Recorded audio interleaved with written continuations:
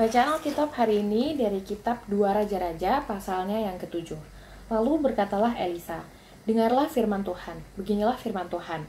Besok kira-kira waktu ini sesukat tepung yang terbaik akan berharga seshikal dan 2 sukat jelai akan berharga seshikal di pintu gerbang Samaria." Tetapi perwira yang menjadi ajudan raja menjawab abdi Allah. Katanya, "Sekalipun Tuhan membuat tingkap-tingkap di langit, masakan hal itu mungkin terjadi?" Jawab abdi Allah, "Sesungguhnya engkau akan melihatnya dengan matamu sendiri, tetapi tidak akan makan apa-apa daripadanya." 4 orang yang sakit kusta ada di depan pintu gerbang. Berkatalah yang seorang kepada yang lain, "Mengapakah kita duduk-duduk di sini sampai mati? Jika kita berkata, 'Baiklah kita masuk ke kota,' padahal dalam kota ada kelaparan, kita akan mati di sana.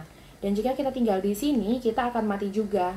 Jadi sekarang marilah kita menyeberang ke perkemahan tentara Aram. Jika mereka membiarkan kita hidup, kita akan hidup. Dan jika mereka mematikan kita, kita akan mati." Lalu pada waktu senja bangkitlah mereka masuk ke tempat perkemahan orang Aram. Tetapi ketika mereka sampai ke pinggir tempat perkemahan orang Aram itu, tampaklah tidak ada orang di sana. Sebab Tuhan telah membuat tentara Aram itu mendengar bunyi kereta, bunyi kuda, bunyi tentara yang besar, sehingga berkatalah yang seorang kepada yang lain, "Sesungguhnya Raja Israel telah mengupah raja-raja orang Het dan raja-raja orang Misraim melawan kita, supaya mereka menyerang kita." Karena itu bangkitlah mereka melarikan diri pada waktu senja dan dengan meninggalkan kemah dan kuda dan keledai mereka serta tempat perkemahan itu dengan begitu saja. Mereka melarikan diri menyelamatkan nyawanya. Ketika orang-orang yang sakit kusta itu sampai ke pinggir tempat perkemahan, masuklah mereka ke dalam sebuah kemah, lalu makan dan minum. Sesudah itu mereka mengangkut dari sana emas dan perak dan pakaian, kemudian pergilah mereka menyembunyikannya. Lalu datanglah mereka kembali, masuk ke dalam kemah yang lain dan mengangkut juga barang-barang dari sana. Kemudian pergilah mereka menyembunyikannya. Lalu berkatalah yang seorang kepada yang lain, "Tidak patut yang kita lakukan ini. Hari ini ialah hari kabar baik, tetapi kita ini tinggal diam saja.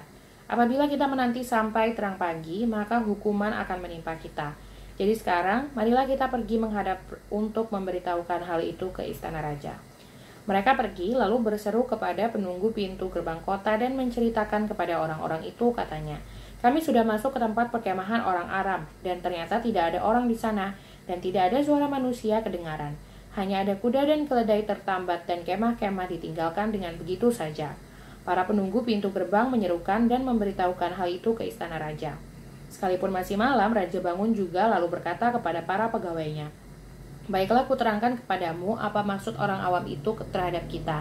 Mereka tahu bahwa kita ini menderita kelaparan. Sebab itu mereka keluar dari tempat perkemahan untuk menyembunyikan diri di padang. Sambil berpikir, apabila orang Israel keluar dari dalam kota, kita akan menangkap mereka hidup-hidup. Kemudian kita masuk ke dalam kota." Lalu salah seorang pegawainya menjawab, "Baiklah kita ambil 5 ekor dari kuda yang masih tinggal di dalam kota ini. Tentulah keadaannya seperti seluruh khalayak ramai Israel yang sudah habis mati itu.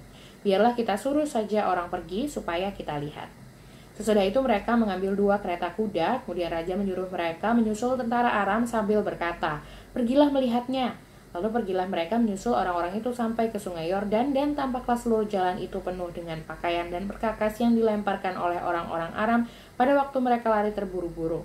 Kemudian pulanglah suruhan-suruhan itu dan menceritakan hal itu kepada raja. Maka keluarlah penduduk kota itu menjarah tempat perkemahan orang Aram. Karena itu sesukat tepung yang terbaik berharga seshikal dan 2 sukat jelai berharga seshikal sesuai dengan firman Tuhan. Adapun raja telah menempatkan perwira yang menjadi ajudannya itu mengawasi pintu gerbang.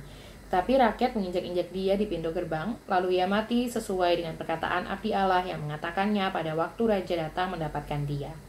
Dan terjadi juga seperti yang dikatakan abdi Allah itu kepada raja.